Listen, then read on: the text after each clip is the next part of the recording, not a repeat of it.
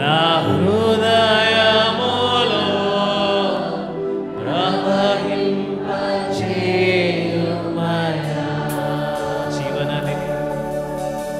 జీవనదిని నా హృదయములో ప్రవహింపచేయుమయా.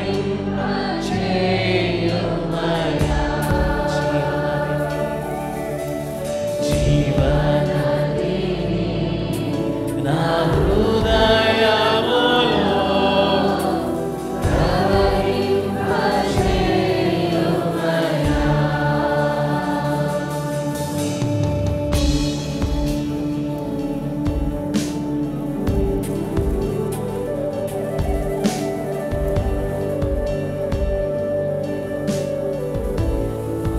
నీకే స్తోత్రం. పరాజానికి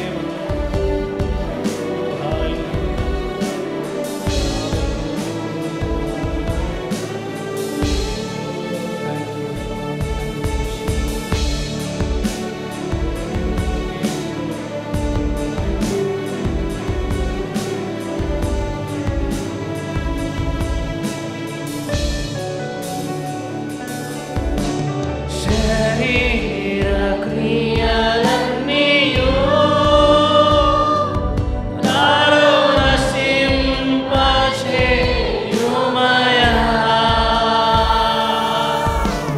శరీర క్రియలన్నీయు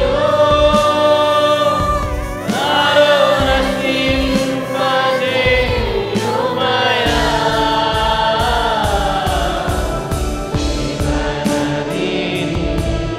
నా హృదయములో ప్రవహింపచేయుమయా.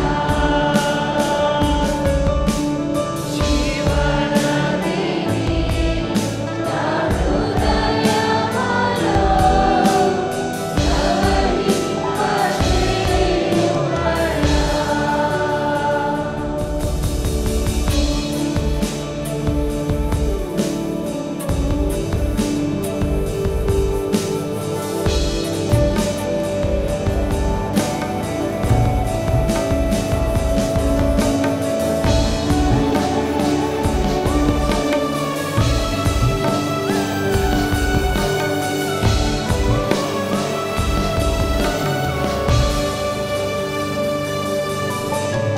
ఎండిన ఎముకలన్నీయు నాలో జీవింపచేయుమయా.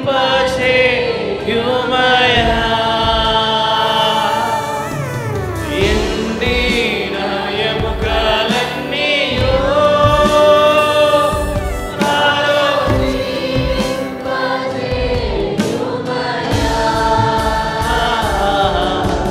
జీవనదిని నా హృదయములో ప్రవహింపచేయుమయా. జీవనదిని నా హృదయములో ప్రవహింపచేయుమయా.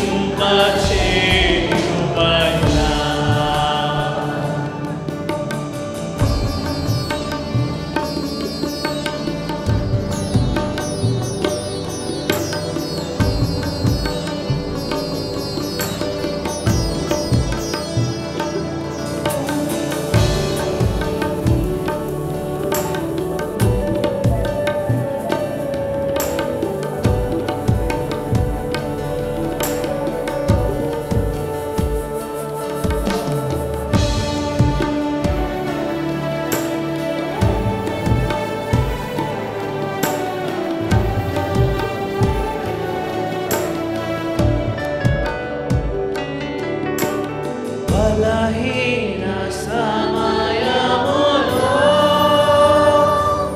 నీ వరము ప్రసాదించుము.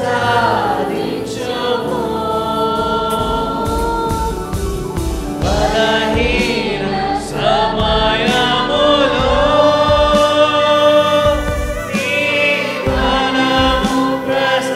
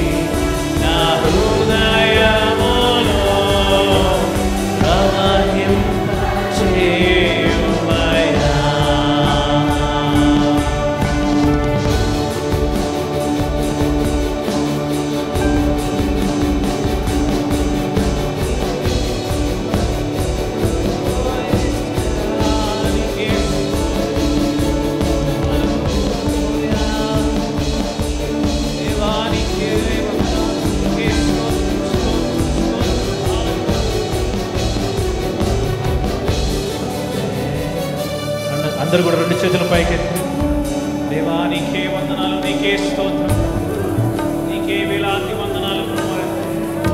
ఇంత గొప్ప సన్నిధి మా మధ్యలో వచ్చారు ప్రభు, నీకే స్తోత్రం ప్రభు. నీకే వేలాది వందనాలు. హల్లెలూయా, హల్లెలూయా, హల్లెలూయా యేసయ్యా.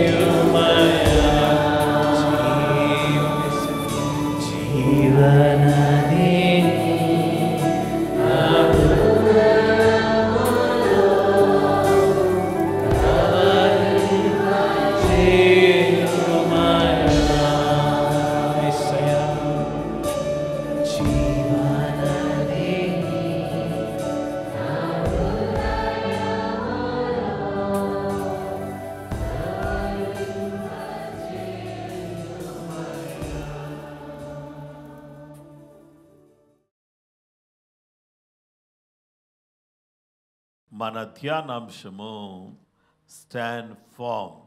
దృఢంగా నిలబడండి, స్థిరంగా నిలబడండి.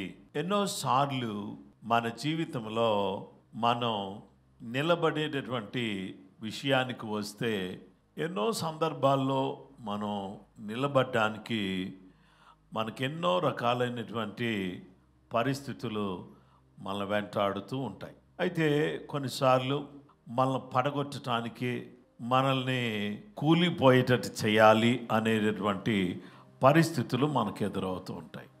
అలాంటప్పుడు మనం ఏం చేయాలంటే ఎప్పుడూ దృఢంగా నిలబడాలి. మనకు ఎదురుగా గాలి వచ్చేటప్పుడు ఆ గాలి మనల్ని నెట్టేస్తుంది అన్నప్పుడు మనం దృఢంగా నిలబడాలి. తుఫాను సమయంలో, కష్ట సమయాల్లో, కృంగిన సమయాల్లో, వేదనకరమైన సమయాల్లో మనం ఏం చేయాలంటే దృఢంగా నిలబడాలి.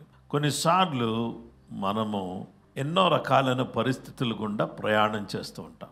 కొన్ని సందర్భాల్లో మన ప్రయాణం సాఫీగా సాగుతుంది.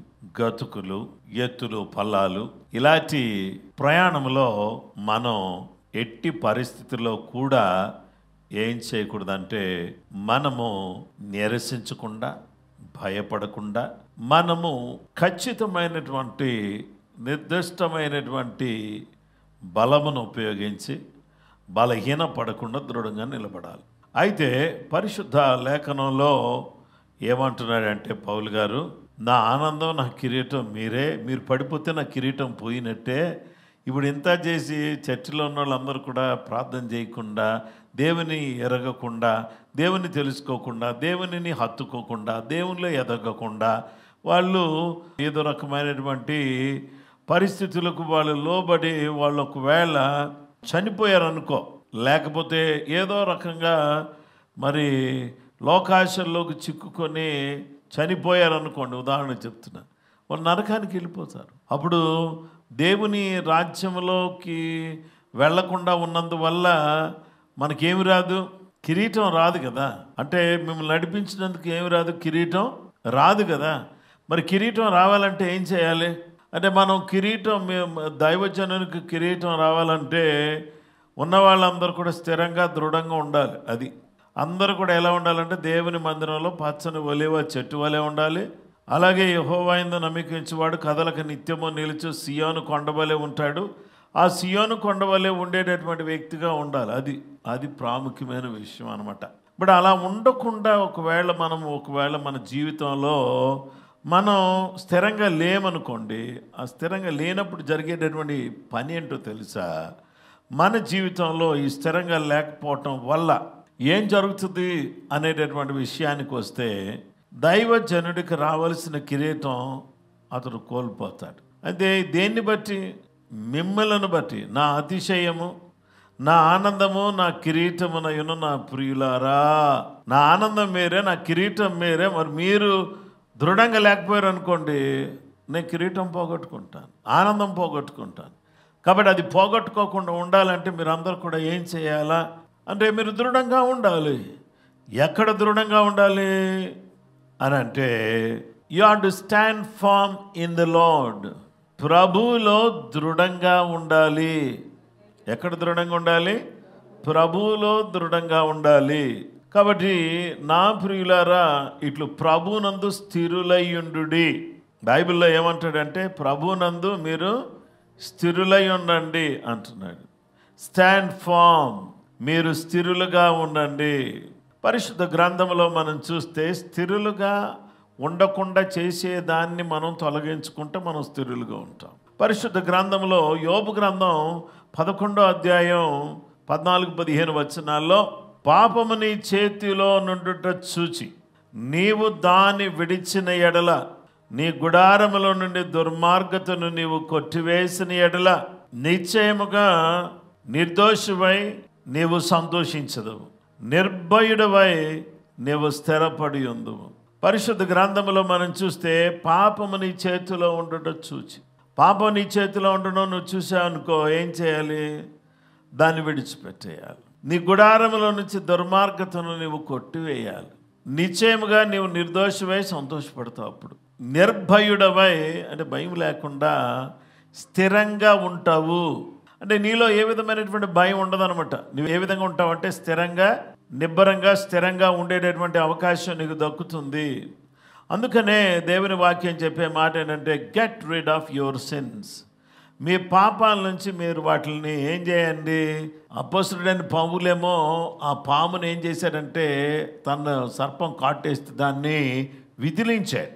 అలాగే ఇప్పుడు మనకున్నటువంటి పాపాలన్నింటినీ కూడా మనం ఏం చేయాలంటే, వాటన్నిటిని వదిలించుకోవాలి.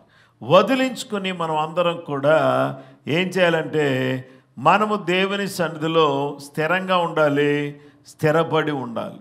భయం నుంచి మనం బయటకు వచ్చేసేయాలి.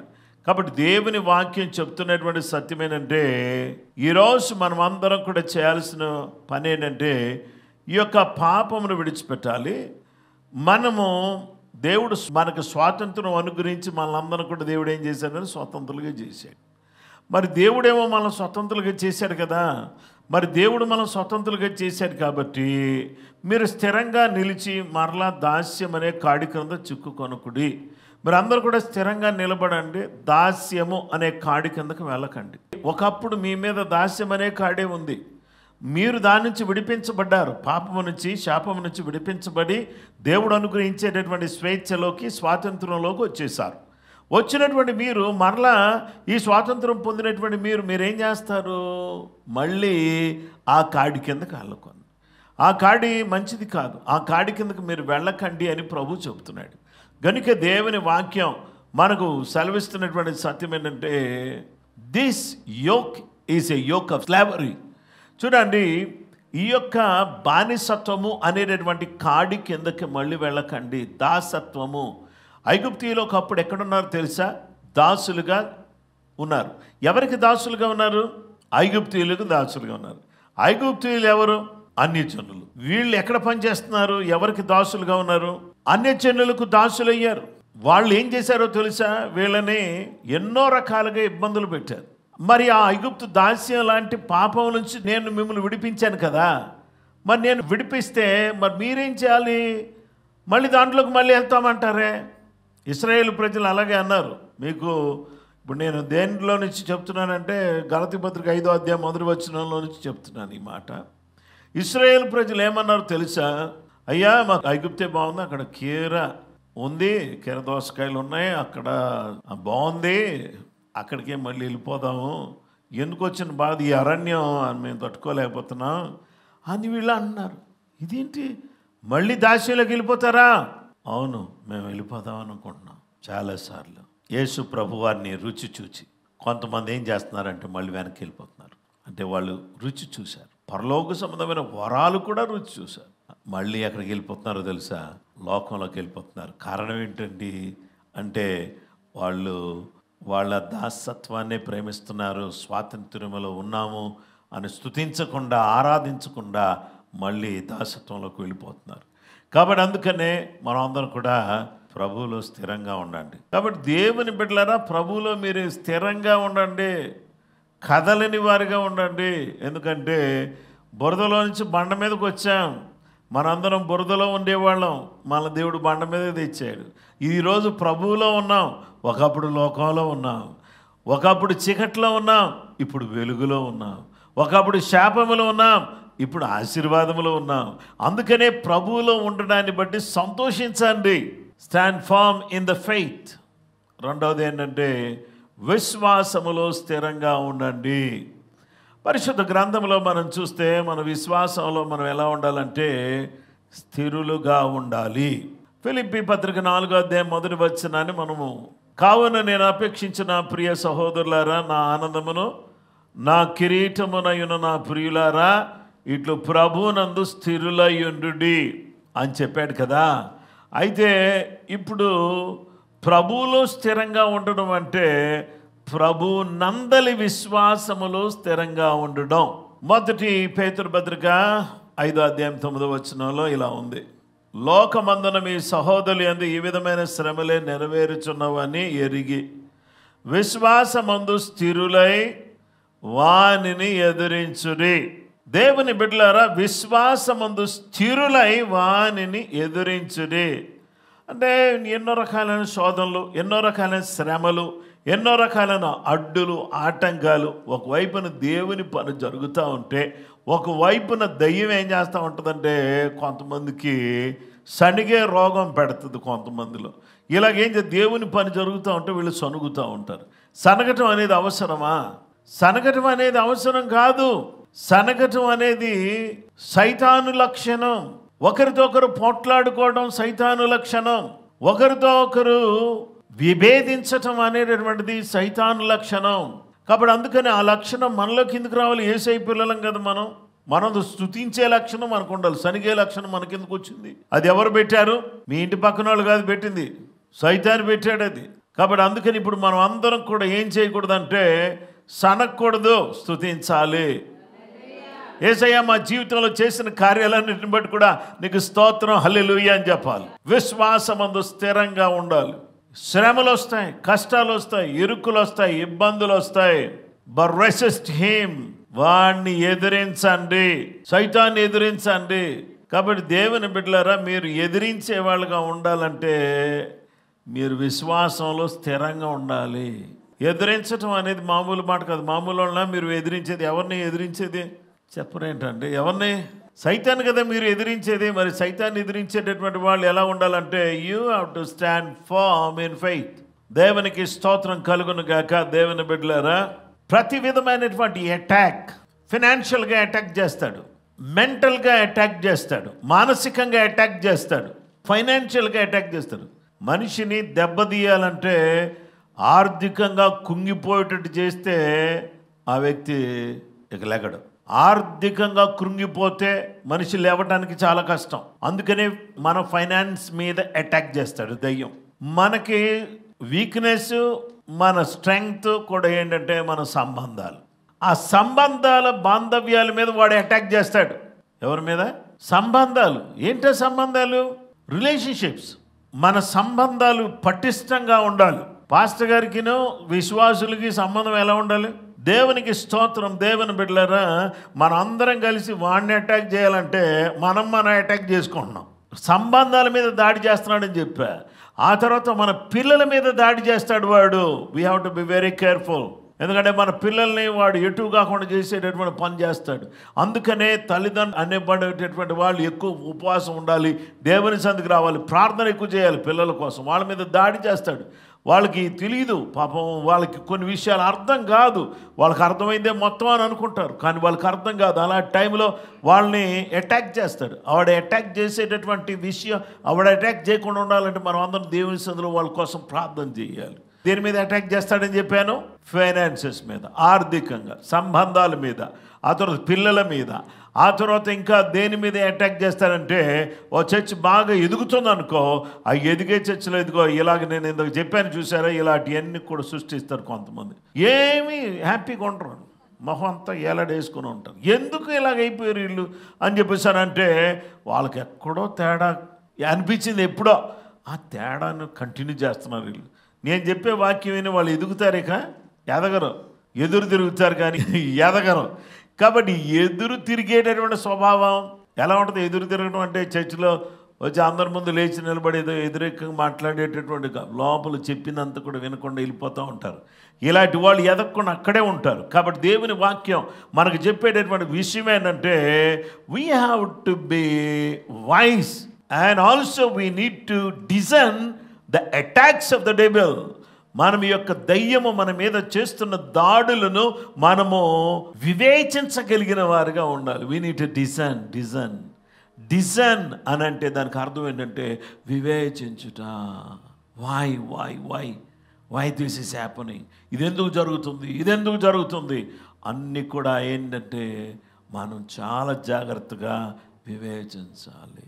మన పాప ఇలా ఉండదే, మన బాబు ఇలా ఉండడే, ఎందుకు ఇలా ఉన్నాడు అంటే ఏదో దయ్యం అతన్ని దాడి చేస్తుంది అని గుర్తుపెట్టుకొని మనం ప్రార్థన చేయాలి. దేవుని బిడ్డలారా, విశ్వాసములో మనం వేరు పారిన వారమే ఉండాలి. సరే, చెట్టుకి ఏముంటుంది? వేర్లు ఉంటాయి. వేర్లు ఎక్కడ ఉంటాయి? కనబడేటట్టు ఉండవు. ఎక్కడ ఉంటే భూమిలో ఉంటాయి. అవి ఎక్కడ వరకు పాక్కుంటే వెళ్ళిపోతాయి అంటే, నీళ్ళు ఎక్కడ ఉన్నాయో అక్కడ వరకు వెళ్ళిపోతాయి వేర్లు. ఈ రాయి అడ్డు వచ్చింది అనుకో, ఆగుతుంది అనుకుంటున్నారా? అది దాన్ని తప్పించుకుంటుంది. అక్కడ మళ్ళీ ఇంకో రాయి ఉందనుకో, ఆగుద్ది అనుకుంటున్నారా? ఆగదు. రాయి లేని స్థలాన్ని వెతుక్కుంటూ వెళ్ళి నీళ్ళు ఎక్కడున్నాయో అక్కడ వరకు చేరుకొని అక్కడ ఆగుతుంది అనమాట. ఈ వేర్లు కిందకి వెళ్తున్న కొద్దిగా చెట్టు పైకి వెళ్తూ ఉంటుంది. దేవుని బిడ్డలారా, విశ్వాసములు మనము లోతుకి వెళుతున్న కొద్దిగా మనం ఆత్మీయంగా పైకి ఎదుగుతూ ఉంటాం. లోతుకి ఎదగాలి, బయట ఎదగాలి, లోపల ఎదగాలి, బాహ్యంగా కూడా ఎదగాలి. చాలామంది పైకి ఎదుగుతారు, లోపల ఎదగరు. అలాంటి ఎదుగుదల మనకొద్దు. అందరం ఫస్ట్ లోపల బాగా ఎదుగుదాం. ఎదిగినప్పుడు మనం బయటికి అద్భుతంగా స్థిరపడిపోతాం. So will be established. We must be deeply rooted. విశ్వాసములో లోతైనటువంటి విధానములకు మనం వచ్చి లోతుగా వెళ్ళిపోవాలి. We must be established. We must be immovable. మనము స్థిరపడాలి, కదలకుండా ఉండాలి. తుఫాను వచ్చిన కదలను, ఏ కష్టం వచ్చిన కదలను.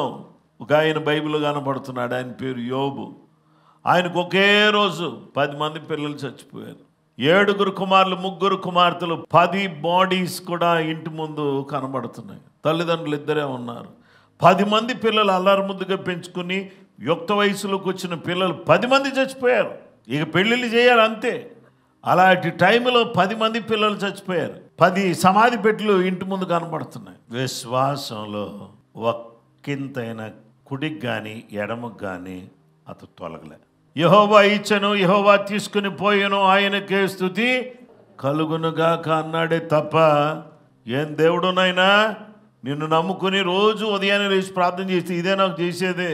కనీసం ఎవరిలో ఒకళ్ళు తీసుకుంటే పోయేది, కానీ మొత్తం అందరిని తీసుకుంటామా అని ఆయన్ని కించపరచలేదు, వ్యతిరేకంగా మాట్లాడదు. ఎందుకో తెలుసా? నా దేవుడు ఏం చేసినా మంచికే చేస్తాడు. నా దేవుడు ఏం చేసినా నాకు మంచికే చేస్తాడు. నా జీవితంలో ఆయన ఏది చేసినా నా మంచికే చేస్తాడు. నా చెడుకు ఏది చెయ్యడు దేవుడు. కాబట్టి నా మంచికి అన్నీ చేస్తాడు. కాబట్టి నా మంచికి అన్నీ చేసినటువంటి నా దేవుడు ఎలాంటి వాడంటే గొప్ప దేవుడు. ఆశ్చర్యకరుడు, ఆలోచనకర్త. అందుకనే నేను ఎట్టి పరిస్థితుల్లో కూడా కుడికి కానీ ఎడమకు కానీ తొలగేటటువంటి వాడిగా నేను ఉండును. గనుక నేను ఇప్పుడేం చేస్తానంటే, నా ప్రియుడైన యేసయ్య నందలి విశ్వాసముతో నేను స్థిరంగా ఉండి, ఏ సాతాను నా కుటుంబం మీద నువ్వు దాడి చేయడానికి వీల్లేదు. నా పిల్లల మీద, నా ఆర్థిక స్థితుల మీద, ఆర్థిక అంటే నా డబ్బు మీద కానీ, నా సంబంధాల మీద కానీ, నా పిల్లల మీద కానీ, నాకున్నటువంటి ఉద్యోగం మీద కానీ, వ్యాపారం మీద కానీ నీవు దాడి చేయడానికి వీలు లేదు అని వాడిని ఎదిరిస్తా. దేవునికి లోబడి ఉండి అపవాదిని ఎదిరించుడి, అప్పుడు వాడు మీ యొద్ద నుండి పారిపోవును. హల్లెలూయా. ఇక మూడోది, కదలకుండా నిలబడండి అని చెప్పాను. హల్లెలూయా.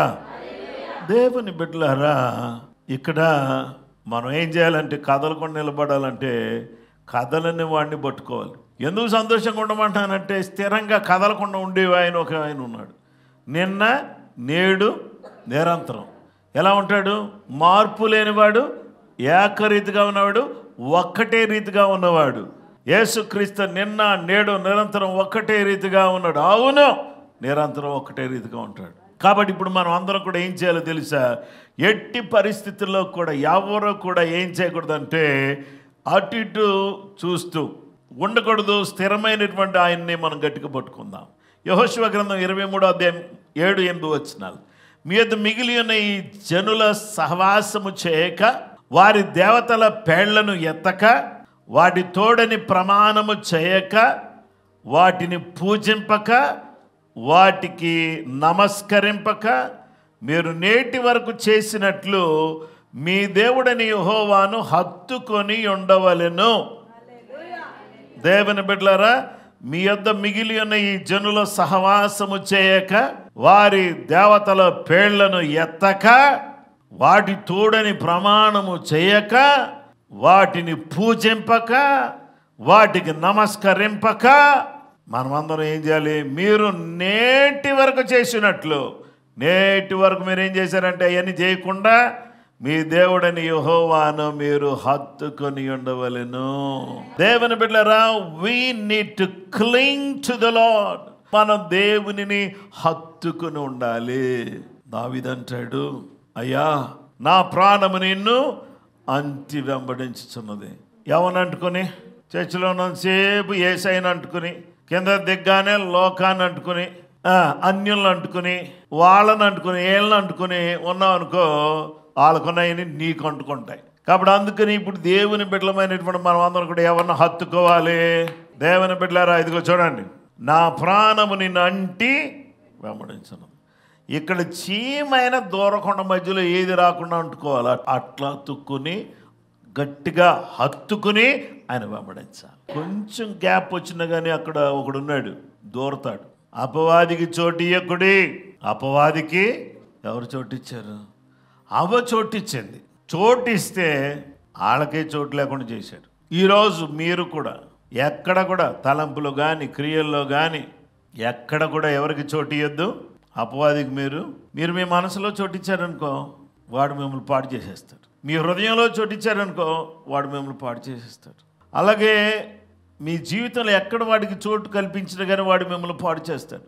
కనుక మీకు అందరికీ రిక్వెస్ట్ చేసి చెప్పేది ఏంటంటే, దేవుని పిల్లలారా, మనం అందరం కూడా తెలుసుకోవాల్సినటువంటి ప్రాముఖ్యమైనటువంటి విషయం ఏంటంటే, ఈరోజు మనం అందరం కూడా అపవాదికి మనం చోటు ఇవ్వకూడదు. దేవుని మనం ఏం చేయాలంటే స్థిరంగా నిలబడి దేవుణ్ణి హత్తుకోవాలి. హత్తుకుని ఆయనను వెంబడించాలి. ఆమేన్.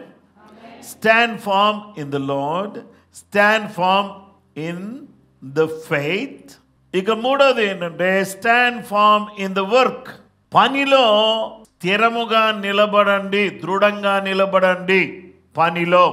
నా ప్రియమైనటువంటి సహోదరి సహోదరులారా, ప్రభునందు స్థిరులయ్యుండుడి. వాక్యం చెప్తుంది మనం అందరం కూడా పనిలో స్థిరంగా ఉండాలి. ప్రభు యొక్క వాక్యం మనకు చెప్తున్నటువంటి మాట ఏంటంటే, ఇది నాన్న అపోస్తలుడైన పౌలు కొరింథీయులకు రాసిన మొదటి పత్రిక 15వ అధ్యాయము 58వ వచనాన్ని మనం చదువుకుందాం. కాగా నా ప్రియ సహోదరులారా, మీ ప్రయాసం ప్రభునందు వ్యర్థము కాదని ఎరిగి స్థిరులను కదలిని వారును ప్రభు కార్యాభివృద్ధి అందు ఎప్పటికీ ఆసక్తులునయుండుడి. అంటే కాగా నా ప్రియ సహోదరులారా, మీ ప్రయాసం ప్రభునందు వ్యర్థం కాదని ఎరిగి స్థిరులను కదలని వారును ప్రభు కార్యాభివృద్ధి అందు ఎప్పటికీ ఆసక్తులునయుండుడి. అంటే ఇక్కడ కూర్చున్నటువంటి ప్రతి వాళ్ళు కూడా అంటే ప్రభు కార్యాభివృద్ధి అందు ఎప్పటికి కూడా ఏం చేయాలి? ఆసక్తి కలుగు, స్థిరులుగా ఉండాలి. అంటే మీ ప్రయాసం వ్యర్థం కాదు కాబట్టి మీరు ఏం చేస్తారు? స్థిరులుగా ఉండండి, పనిలో స్థిరంగా ఉండండి. గలతీ పత్రిక 6వ అధ్యాయం 8-9 వచనాల్లో ఎలా గనగా తన శరీరేచ్ఛలను బట్టి విత్తువాడు తన శరీరం నుండి క్షయమైన పంటను కోయును, ఆత్మను బట్టి విత్తువాడు ఆత్మ నుండి నిత్య జీవమును పంటను కోయును. మనము మేలు చేయటందు విసుకకయ్యుందము, మనము అలేక మేలు చేసితమని తగిన కాలమందు పంట కోతము. నా ప్రియమైనటువంటి వారులారా, మీరు ఏం చేస్తారంటే శరీరేచ్ఛలను బట్టి విత్తితే శరీరేచ్ఛలను బట్టి మీరు పంటను కోస్తారు. అయితే క్షయమైన పంటను మీరు కోస్తారు, అంటే నశించిపోయే పంటను కోస్తారు. శరీర క్రియలతో మీరు బతికేశారంటే. ఆత్మను బట్టి విత్తువాడు అంటే మనం విత్తేది ఆత్మను బట్టి విత్తాలి. ఆత్మ నుండి నిత్య జీవం అనే పంటను మనం కోసుకుంటాం. మనం మేలు చేయటం యందు ఎలా ఉండాలి? విసుకకై ఉండాలి. ఈ మనకి ఎంత అపకారం చేస్తూ ఉంటారో వాళ్ళకి మేలు చేస్తూనే ఉండాలి. మన అపకారం చేస్తున్నారు చాలామంది, మన గురించి చెడు మాట్లాడతారు, మన గురించి కాని మాటలు పుట్టిస్తారు. అలాంటి వాళ్ళకి మనం మేలు చేస్తూనే ఉండాలి. కాబట్టి మనము మేలు చేయటం విసుకకయ్యుందము, మనం అలేక మేలు చేసితమేని తగిన కాలమందు పంట కోతము. హల్లెలూయా. దేవుని బిడ్డలారా, మేలు చేసేటటువంటి వారందరూ కూడా పంటను కోసుకుంటారు. 1 కొరింథీ పత్రిక 3వ అధ్యాయం 8-9 వచనాల్లో నాటువాడును నీళ్లు పోయేవాడును ఒక్కడే, ప్రతివాడు తాను చేసిన కష్టం కొలది జీతం పుచ్చుకొనును. ఎవరికి ఎంత చేసుకున్న వాడికి చేసుకున్నంత మహాదేవ అంటారు. అంటే ఎవరు ఎంత చేసుకుంటే అంత. కాబట్టి మరి అందుకనే మనం అందరం కూడా ఏం చేయాలి? ఎంత చేస్తే అంత. హల్లెలూయా. మీరందరూ కూడా ఎంత చేస్తే అంత. నాటువాడు నీళ్లు పోయేవాడు ఒక్కడే, ప్రతివాడు తాను చేసిన కష్టము కొలది జీతం పుచ్చుకొనును. ఎవరు ఏ కష్టం చేస్తే, ఎవరు ఏం చేస్తే దానికి జీతం తప్పకుండా ఉంటుంది. దేవునికి స్తోత్రం. మేము దేవుని జత పనివారమై ఉన్నాము.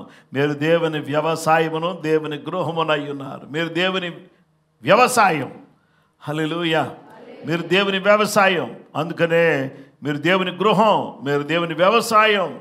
అయితే దేవుని వాక్య భాగ్యంలో మనం చూస్తే నా ప్రియమైనటువంటి సహోదరి సహోదరులారా, ఈ పొలంలో ఎవరు వ్యవసాయం చేస్తున్నారో తెలుసా? నా తండ్రి వ్యవసాయకుడు.